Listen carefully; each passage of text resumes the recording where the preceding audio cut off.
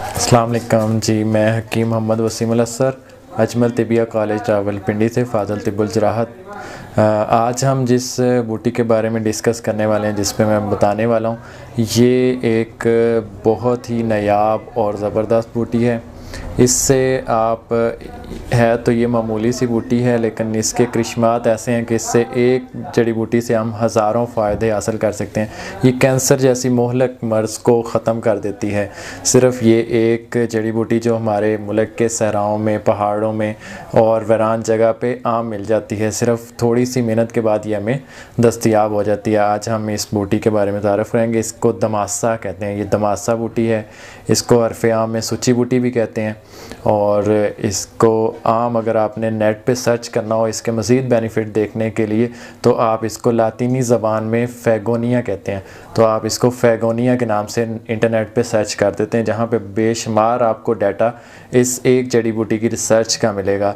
और अगर ये पूरी वीडियो आप देखेंगे तो इंशाल्लाह आपको किसी भी इंटरनेट के पेज पे जाने की ज़रूरत नहीं पड़ेगी। यही इसी वीडियो से आपको सारा नॉलेज मिल जाएगा। इसको किस तरह से इस्तेमाल करते हैं, इसके बेनिफिट्स क्या हैं, इसका जो केमिकली तज्ज़िया किया गया आज तक, वो इस बूटी में क्या क्या पाया जाता है, मैं आपको यहाँ पे सारा कुछ बताऊँगा। सबसे पहले हम जी इसकी पहचान की बात करते हैं। तो ये इसके 4 कांटे होते हैं। इसमें शुरू में हर 4 कांटे होते हैं, इसके बाद एक पत्ता होता है। और उस 4 कांटे जो है ना, ये इसके सबसे कॉमन होने चाहिए। ये 4 कांटे हैं और इसमें एक पत्ता होता है जो ये अब ये ड्राई हो गया तो पत्ते जो हैं वो गिर जाते हैं। तो जो अच्छे तरीके से ड्राई किए जाएँ तो फिर पत्ते साथ ही होते हैं, जहाँ हम ड्राई करते हैं वहाँ पे मौजूद होते हैं। तो इसका जो मसाज है वो उसमें तज़ाद पाया जाता है।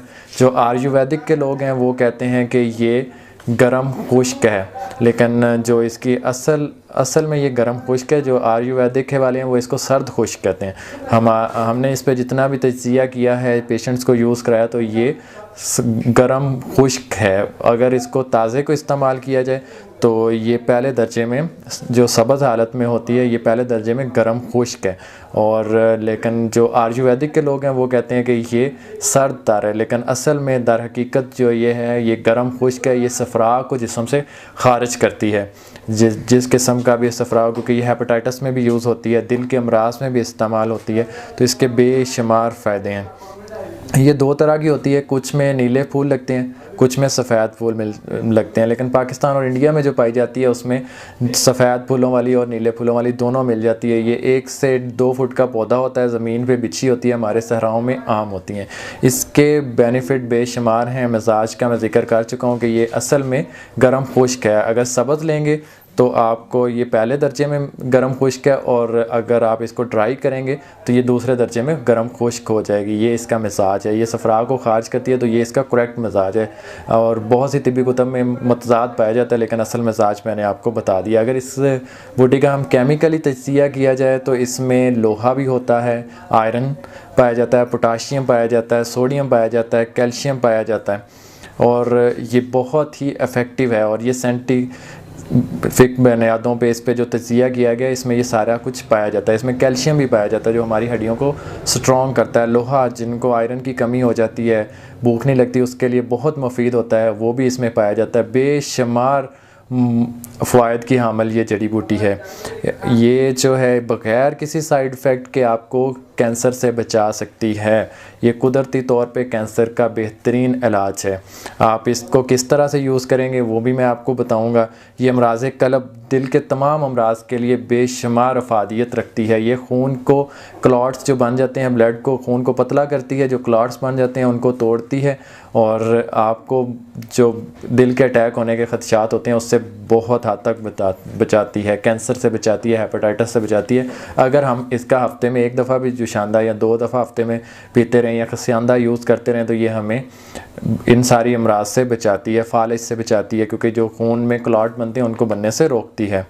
ये बहुत सारी बीमारियों पे, जैसे मैंने जिक्र किया है, अगर चेहरे पे दाग हैं, छाइयाँ हैं, दाने निकलते हैं, तो उन सब के लिए बहुत मुफीद जड़ी बूटी है, खून को साफ़ करती है। अगर आपको ब्रेन हेमरेज है, हार्ट अटैक है, फालिज है, उससे महफूज रखती है। इसका यूज़ में जो आती हैं वो इसके पत्ते आते हैं, कांटे आते हैं। ये कांटेदार बूटी है तो इसके कांटे ही बहुत मुफीद हैं, और इसमें छोटे छोटे पत्ते होते हैं जो नीचे बाद में गिर जाते हैं ड्राई होने के बाद, तो ये सबसे इफ़ेक्टिव है। इसको उस वक्त इस्तेमाल करना चाहिए, निकालना चाहिए जब इसके ऊपर फूल भी हों, कांटे भी हों, यानी कि ये बिल्कुल अपनी असली हालत में जोबन पे हो, तब हमें इसको निकालना चाहिए ज़मीन से। और कभी भी इसको जड़ समेत नहीं निकालना चाहिए, क्योंकि आपके बाद आपकी आने वाली नस्ल को इसकी ज़रूरत पड़ सकती है। तो आपने इसको कभी भी जड़ से नहीं निकालना, तो आप इसको ऊपर से काटेंगे। अभी मैं इसका इस्तेमाल बताऊंगा, जो है इसको किस तरह से इस्तेमाल। जी, इसकी मैं बात कर रहा था कि इसकी अफादियत की। तो इसकी अफादियत जो है, ये कील मांसों के लिए बहुत ज़बरदस्त चीज़ है। ब्लड प्रेशर को कंट्रोल करती है, मैदे को तक़वियत देती है, मुंह और पसूड़ों के अमराज के लिए बहुत ज़बरदस्त चीज़ है। अगर खाली इसको कावा बना के इसकी कुलियाँ की जाएँ तो ये मुंह और मसूड़ों के तमाम अमराज को ख़त्म करती है।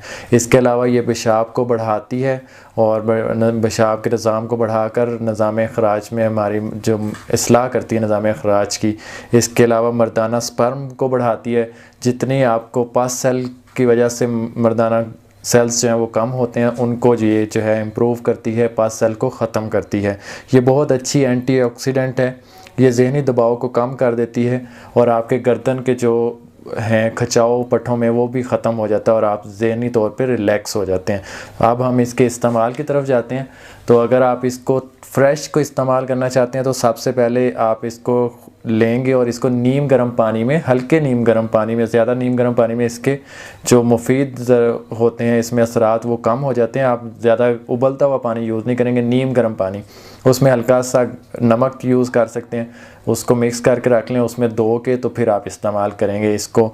और ब्लड कैंसर के लिए, थैलेसीमिया के लिए, हेपेटाइटिस के लिए, अमराज़ क़ल्ब के लिए, अठरा के लिए आप इसका कावा यूज़ कर सकते हैं। एक मुट्ठी भर लेके कम से कम, जिसमें 50 ग्राम के करीब हो, गीला जो होती है ताज़ी बूटी उसकी बात कर रहा हूँ, कि एक मुट्ठी के बराबर यानी कि 50 ग्राम के करीब हो, उसको आप नीम गर्म पानी में धो लें।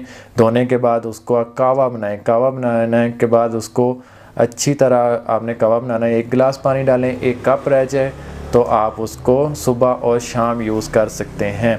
अगर आप इस बूटी को इस्तेमाल करना चाहते हैं ड्राई फॉर्म में, तो ड्राई फॉर्म में आप इसको बारीक सफूफ़ करेंगे और 1000 मिलीग्राम का कैप्सूल इस्तेमाल करेंगे। सुबह, दोपहर और शाम 3 टाइम इस्तेमाल करेंगे। अगर आप 18 में यूज़ करना चाहते हैं, लेडीज़ जो हैं हमल के दौरान इस्तेमाल करना चाहती हैं, तो सुबह और शाम 1000 मिलीग्राम का कैप्सूल सुबह और शाम ताज़े पानी के साथ इस्तेमाल करना है।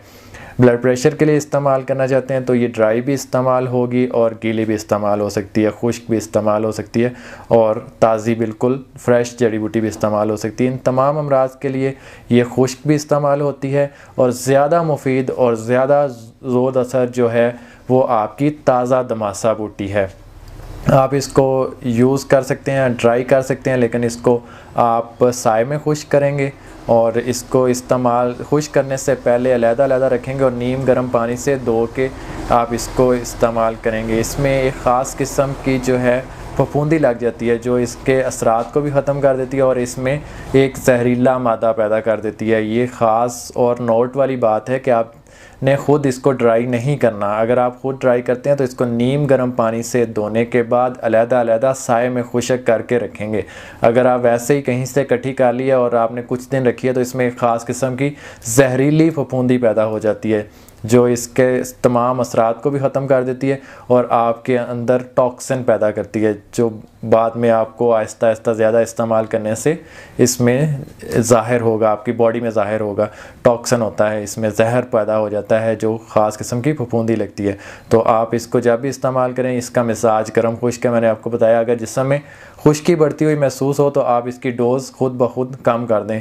खुश्की की अलामात के लिए आप माहिर तबीब से रब्ता कर सकते हैं कि इस तरह से मुझे मामलात पेश आ रहे हैं, तो मैं इसकी मिकदार किस तरह से कम करूं और कितनी इस्तेमाल करूं। ये आप माहिर तबीब से रब्ता करने के बाद ही इस्तेमाल करें तो ज़्यादा अच्छा है, आप खुद से ट्राई ना करें।